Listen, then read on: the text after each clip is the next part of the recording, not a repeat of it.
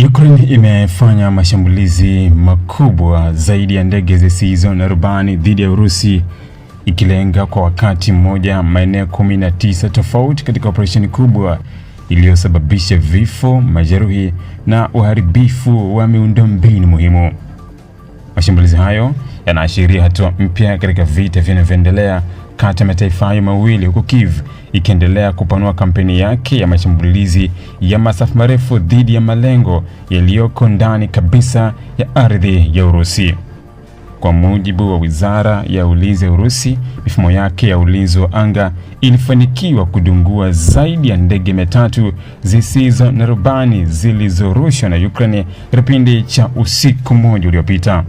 Wizara hiyo leo Agosti 4 mwaka 2026 ilisema mashambulizi hayo yalilenga mikoa 19 tofauti ya Urusi, jambo ambalo linaifanya operesheni hiyo kwa miongoni mwa mashambulizi makubwa zaidi ya aina yake kuwahi kufanywa tangu vita vipoanza Februari mwaka 2022. Ingawa mamlaka za Urusi zinasema idadi kubwa ya drones hizo ziliharibiwa kabla ya kufikia malengo yake, baadhi zilifanikiwa kupenya mifumo ya ulinzi wa anga na kusababisha madhara makubwa. Mkoa ulioathirika zaidi ni eneo la viwanda lililopo nje kidogo ya jiji la Moscow, ambako ghala kubwa lilishambuliwa na kusababisha mlipuko mkubwa uliofuatiwa na moto. Kwa mujibu wa gavana wa eneo hilo, watu wasiopungua 5 walifariki dunia katika shambulio hilo, huku wengine 6 wakijeruhiwa. Vikosi vya zimamoto, waokoaji na huduma nyingine za dharura vilitumwa mara moja eneo la tukio kupambana na moto uliokuwa ukiendelea kuwaka na kuwatafuta waathirika waliokuwa wamekwama kwenye mabaki ya jengo hilo. Picha na video zilizochapishwa na vyombo vya habari vya Urusi zilionyesha moshi mzito ukifuka kutoka eneo la ghala hilo, huku magari ya zimamoto na ambulance yakifanya kazi kwa saa kadhaa. Maafisa wa eneo hilo walisema shughuli za viwanda katika sehemu hiyo zilisitishwa kwa muda wakati uchunguzi ukiendelea kubaini ukubwa wa uharibifu. Mbali na ghala hilo, mamlaka za Urusi pia zilisema kituo cha kupoza na kusambaza umeme kiliharibiwa, hali iliyosababisha usumbufu wa huduma za umeme katika baadhi ya maeneo. Aidha, jengo moja na gari viliharibiwa kutokana na vipande vya drones vilivyodunguliwa au milipuko iliyotokea baada ya mashambulizi hayo.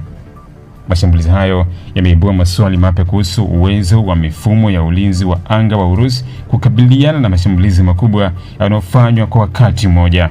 Katika miezi ya hivi karibuni, Ukraine imekuwa ikiongeza idadi ya drones zinazorushwa kwa pamoja ili kuongeza uwezekano wa baadhi yake kupenya mifumo ya ulinzi wa anga na kufikia malengo yaliyokusudiwa.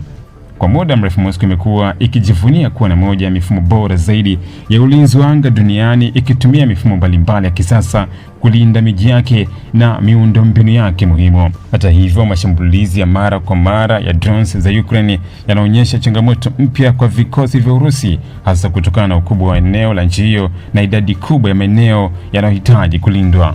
Kwa upande wa Ukraine, mashambulizi hayo ya masafa marefu yamekuwa sehemu muhimu ya mkakati wake wa kijeshi. Kiev imekuwa ikieleza kuwa inalenga miundombinu inayohusiana na operesheni za kijeshi za Urusi, ikiwemo maghala ya vifaa vya kijeshi, viwanda vinavyozalisha silaha, vituo vya mafuta, miundombinu ya nishati na vituo vya usafirishaji wa vifaa vya kijeshi. Katika miezi ya hivi karibuni, Ukraine imewekeza zaidi katika utengenezaji wa drones za ndani zenye uwezo wa kusafiri mamia na hata zaidi ya kilomita 1000, hatua ambayo imeifanya iweze kushambulia malengo yaliyoko mbali na mpaka wake. Drones hizo zimekuwa zikitumika kama mbadala wa makombora ya masafa marefu ambayo Ukraine imekuwa nayo kwa idadi ndogo. Tofauti na kipindi cha mwanzo wa vita ambapo mapigano yalijikita zaidi katika matumizi ya vifaru, mizinga na ndege za kivita, sasa drones zimekuwa silaha muhimu inayotumiwa kushambulia malengo ya mbali kwa gharama ndogo lakini yenye athari kubwa. Mashambulizi hayo yanaongeza mvutano katika vita vinavyoendelea kwa zaidi ya miaka 4 sasa, na yanaonyesha kuwa licha ya mapigano makali katika mstari wa mbele, uwezo wa kila upande wa kushambulia ndani ya ardhi ya mwenzake unaendelea kuongezeka, hali ambayo inazua wasiwasi mpya kuhusu uwezekano wa kuongezeka zaidi kwa mapigano katika kipindi kijacho. Ili kuwa mwanafamilia bora wa Global TV, usisahau kusubscribe, like, kushare na kucomment. Baada ya kusubscribe, bonyeza alama ya kengele ili kupata taarifa kwa kila video inayopanda Global TV Online.